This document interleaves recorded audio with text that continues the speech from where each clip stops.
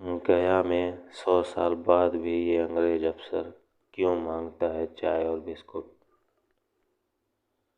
कोई हर रोज भटकता है इस कब्रिस्तान में अपनी ख्वाहिशों के साथ साथ में छड़ी और सिर पर हैट ये अजीबोगरीब पहनावा इसलिए क्योंकि ये एक अंग्रेज था। इसलिए क्योंकि अब ये कोई 100 साल पहले इसकी मौत हो चुकी है, मगर ख्वाहिशें हैं कि मौत के बाद भी उसे मरने नहीं देती। ये अनहोनी दास्तान है बिहार के गया शहर की इलाका इकबाल नगर और अपनी छोटी सी ख्वाहिश लिए जो रूह अक्सर लोगों से दो चार होती है, उसका नाम हुआ करता था ओवेन टॉम्किंस, एक अंग्रेज अफसर जिसकी मौत हुई सन 1906 में। मगर आज भी 115 साल से जाता वक्त गुजरने के बाद भी वो भटक रहा है। सुनने में भले ही अजीब लगे, मगर इस रूह को बस यही चाहिए, चाय और बिस्किट। और वो हर रात अपनी इसी हसरत के लिए इस पूरे इलाके में चहलकदमी करता दिखाई देता है। किसी रूह का सामने आना और चाय या बिस्किट केक मांगना हैरत में तो डालता ही है, मगर उस ताकतवर रूह की इस अजीबोगरीब ख्वाहिश के कई गवाह हैं। ये भी सही है कि जिस कब्रिस्तान से उस रूह की आमद होती है वहाँ ज़्यादातर कब्रें छोटे बच्चों की है। तो क्या यह माना जाए कि किसी हादसे का शिकार हुआ ये अंग्रेज परिवार अपने किसी बच्चे की अधूरी ख्वाहिश पूरी करने के लिए ऐसा करता है? तय करना तो मुश्किल है, मगर ये सच है कि अगर उस अंग्रेज ने आदेश दिया तो या तो उसे चाय बिस्किट देना पड़ता है या फिर सुबह पहुंचाने का वादा करना पड़ता है, तभी मुमकिन है उससे छुटकारा। ओवन टॉम्किंस की रूह इस अनोखी ख्वाहिश से लोग खौफजदा तो हैं, मगर ज़िंदगी थम गई हो ऐसा भी नहीं, क्योंकि इस छोटी सी ख्वाहिश को पूरा करना किसी के लिए भी मुमकिन हो जाता है। ऐसा भी हुआ कि इस रूह को अपनी हदों में महदूद रखने की कोशिश भी की गई, मगर ये रूह कुछ अरसे बाद फिर दिखाई देने लगी अपनी उसी ख्वाहिश के साथ, चाय और बिस्किट। आखिर वो रूह ऐसा करती क्यों है? क्या कहानी है इसके पीछे? यह एक ऐसा सवाल है जो पिछली एक सदी से पूरे इलाके में सबके दिमाग में गूंज रहा है। कौन था ओवन टॉम्किंस, जिसे अपनी मौत के 100 साल गुजर जाने के बाद भी अपनी कब्र में चैन नहीं? वो क्यों राहगीरों से चाय, केक और बिस्किट जैसी अजीबोगरीब फरमाइश करता है? कोई नहीं जानता। इतिहासकार सिर्फ इतना बताते हैं कि वो एक ब्रिटिश सैनिक था और यहीं तैनात था। बात सन 1906 की है, जब यहाँ एकाएक हैजा फैला और 47 साल का ओवन 19 सितंबर 1906 में इसकी चपेट में आ गया और उसे यहीं कब्र नसीब हुई।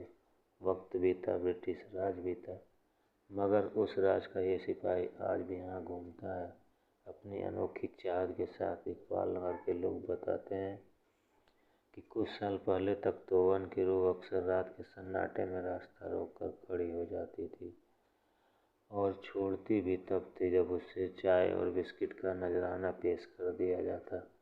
हालात ऐसे हो गए कि लोगों ने इधर का रुख करना ही बंद कर दिया। ओवन हर रात भटकता और अपनी अनोखी मांगों को लेकर लोगों को परेशान करता, और ये इसका काम इतना बढ़ गया था कि लोग परेशान हो गए थे। मगर एक रोज़ उसका पाला अपने से मजबूत ताकत से पड़ गया। लोग बताते हैं कि इसी रास्ते पर एक बार अपने टमटम पर सवार होकर एक फ़कीर गुजर रहे थे जिनका नाम था चाँद साहब। अपनी आदत से लाचार ओवन ने उनका भी रास्ता रोक लिया और अपनी वही पुरानी ख्वाहिश दोहराई, चाय और बिस्किट।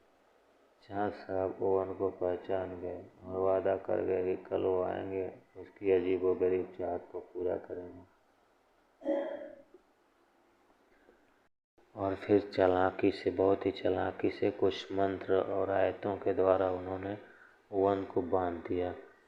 लेकिन कुछ बददिमाग लोगों की बदमाशी कही या ओवन की किस्मत, कुछ ऐसा हुआ जिसने आयतों में बंधे ओवन के सोए हुए भूत को बोतल से निकाल दिया और ओवन एक बार फिर आज़ाद था, अपने उसी जुनून के साथ चाय और बिस्कुट।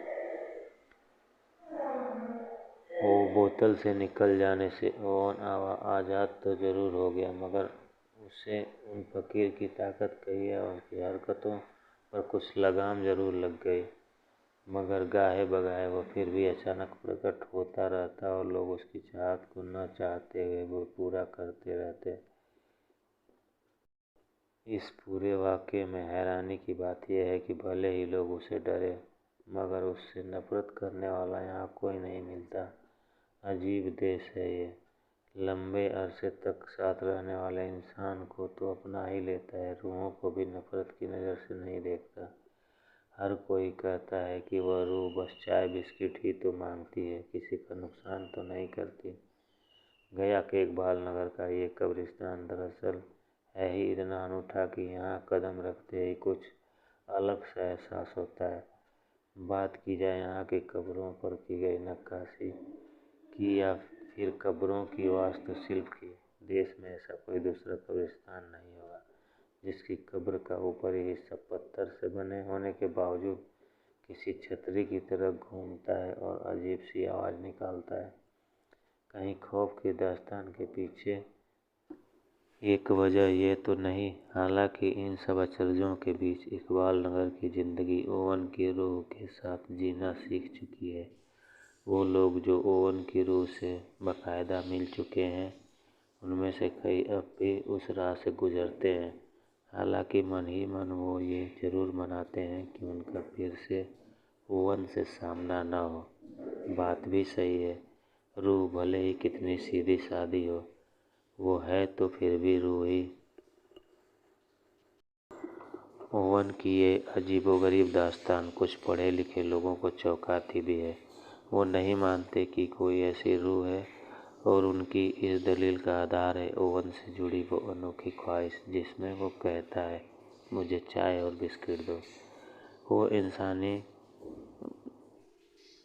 दिमाग वाले लोग क्या समझ पाएंगे। मनोवैज्ञानिक मानते हैं कि अगर किसी भी किस्से की हकीकत को परखे बगैर उसे हवा दी जाती है तो वो किस्सा धीरे धीरे असलियत जैसा मालूम पड़ने लगता है और गांव के सीधे साधे लोगों का ज़हन उन्हें रस्सी को भी सांप समझने पर मजबूर कर देता है। जिस कब्रिस्तान से यह खौफनाक रूह का ताल्लुक है, दरअसल वह अब इस्तेमाल से दूर है। ईसाई समुदाय ने पिछले कई दशकों से यहाँ से किनारा कर रखा है। यहाँ आसपास ऐसे भी लोग मिल जाते हैं जो अरसे से यहाँ आबाद हैं और उनकी ज़िंदगी में कभी भी ये खौफनाक इत्तेफाक पेश नहीं आया। मगर ऐसे लोगों के साथ ही कुछ और ऐसे लोग भी हैं जिन्होंने न सिर्फ ओवन की रूह को देखा है बल्कि उससे हाथ भी मिलाया है। वो आखिर क्यों इस अफवाह का हिस्सा बन रहे हैं जबकि उन्हें इसका कोई फ़ायदा नहीं होने वाला। इकबाल नगर में एक जमात ऐसी भी है जो ओवन की रूह से मिली तो नहीं मगर उसके वजूद पर उन्हें कोई शक नहीं। बहरहाल मनोवैज्ञानिक के साथ साथ यहाँ का ईसाई समुदाय भी इस सारी बातों को कोरे किस्से करार देता है। दबी जुबान में कुछ लोग यहाँ तक कहते हैं कि कब्रिस्तान की 3.5 एकड़ की ज़मीन पर कुछ भूमाफियाओं की नज़र है और इन सारी कहानियों के पीछे कहीं न कहीं उनका भी हाथ है। मगर ये सब कुछ जानने के बावजूद तमाम लोग ओवन की रूह और उसकी ख्वाहिश को लंबे अरसे से यकीन का जामा पहनाते चले आ रहे हैं और इससे पहले कि ओवन उससे कोई फरमाइश करे, वह खुद इस कब्र पर हाजिर हो जाते हैं, साथ लेकर चाय, बिस्किट या केक। हाँ तो फ्रेंड्स, अगर आपको ये कहानी अच्छी लगी हो तो लाइक करें और चैनल को सब्सक्राइब करें ताकि आपको ऐसी कहानी अच्छी कहानियाँ मिल सकें और हमें भी प्रोत्साहन मिलेगा और अच्छी कहानियाँ लाने के लिए। धन्यवाद।